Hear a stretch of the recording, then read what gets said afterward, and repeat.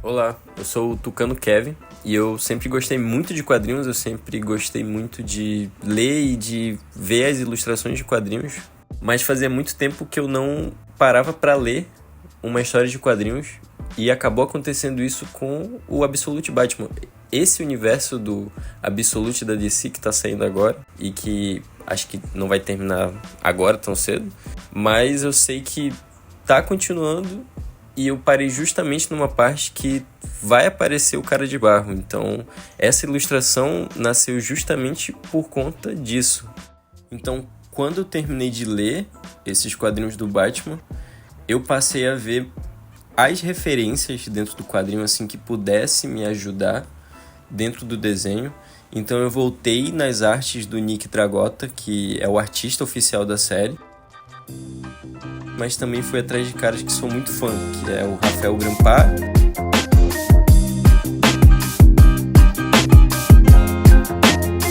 e o Pedro Copiaco.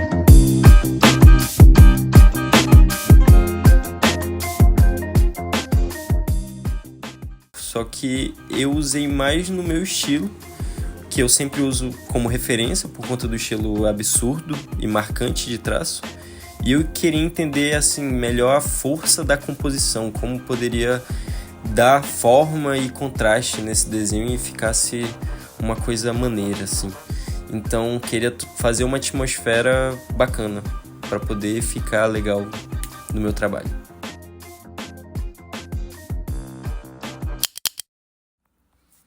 Então eu já tinha as referências desses artistas que eu gosto, mas aí eu achei necessário ir atrás dos artistas que estão no quadrinho já do Batman, que principalmente o Nick Dragotta e também o Eric Canetti, que ele desenha a edição 16 e 17, que é já na parte da Era Venenosa, spoilers. E eu, no caso, gostei muito das cores que ele utiliza. Eu curti muito esse traço estilizado, mas ao mesmo tempo combinando com o ambiente, pelo menos para mim. Então eu fui montar um mood board já juntando essas imagens que eu gostei de tudo, para estar pelo menos assim uma referência para me habituar e saber as cores que eu quero usar e já saber uma ambientação que eu posso montar com essas referências. Então eu fui principalmente pegar as informações do character sheet do Dragotta para poder imaginar como seria esse primeiro confronto do Cara de Barro e do Batman. Então eu tinha desenvolvido 3 rascunhos diferentes e eu tinha insistido bastante na primeira ideia, mas acabei escolhendo essa terceira pose que eu achei bem mais legal, bem mais assim, cara de quadrinho. Então eu senti que ela podia preencher melhor a página. Então eu queria deixar a cena mais dinâmica, uma cara de impacto de quadrinho. Eu já fui montando a pose no esboço, eu já fui pensando como eu poderia já fazer na line art, criar forma e volume, porque normalmente quando eu já finalizo o esboço, eu já vou partir para line art, porque eu não demoro muito tempo no esboço para não ficar perdendo muito tempo, porque eu já sei que eu demoro muito. Então no momento que eu terminei a line art e fiz todo o trabalho bonitinho, eu sei que eu deveria encarar um desafio pessoal que é a pintura digital, porque no caso aqui o intuito do canal é evoluir, ao mesmo tempo que eu estou mostrando essa evolução aqui. Então eu usei esse projeto para testar esses métodos novos que eu estava vendo e tentando aprender, porque eu sempre tive dificuldade em dar o volume sem perder a mão nas cores, porque eu resolvi começar o processo todo em uma escala de cinza. Então eu tentei usar aquele método de grayscale, eu tentei fazer assim uma luz e sombreamento que funcionasse já no cinza. Não sei se foi uma boa ideia, mas eu utilizei a paleta assim preta e branca primeiramente, e aí depois na hora de colorir eu usei os modos de mesclagem como o Multiplication e o Overlaw para poder me ajudar e não deixar aquele aspecto meio sujo, meio acidentado que fica do cinza.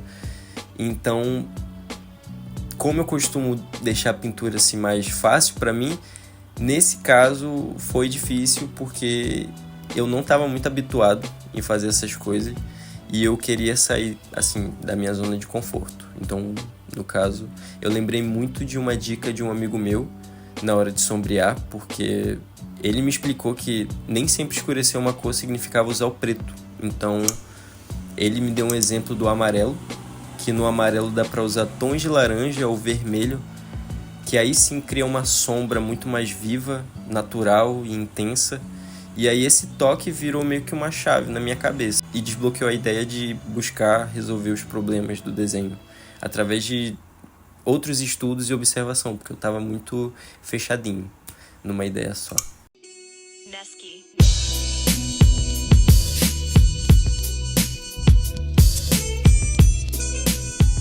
E aí, então, no fim desse desenho, o intuito era criar só uma fanart e aplicar tudo que eu estudei e aprendi.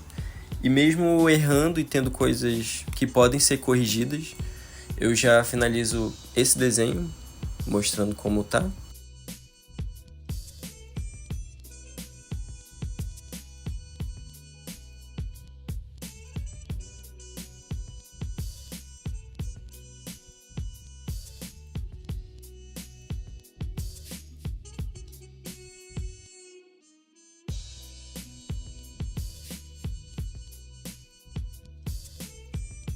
E eu compartilho aqui com vocês esse desenho.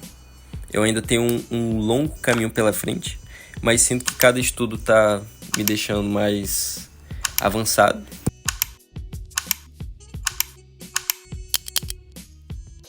E então é isso, esse é o desenho finalizado do Batman. Ele deu bastante trabalho, geralmente eu não demoro muito assim em um trabalho, mas como eu foquei em estudar e tentar aplicar o que eu estudei, acabou demorando uns 5 dias esse desenho e foi isso. Agradeço todo mundo que está assistindo e vendo essa evolução comigo, principalmente os inscritos que estão comentando bastante e me ajudando bastante aqui no canal. Valeu, tamo junto!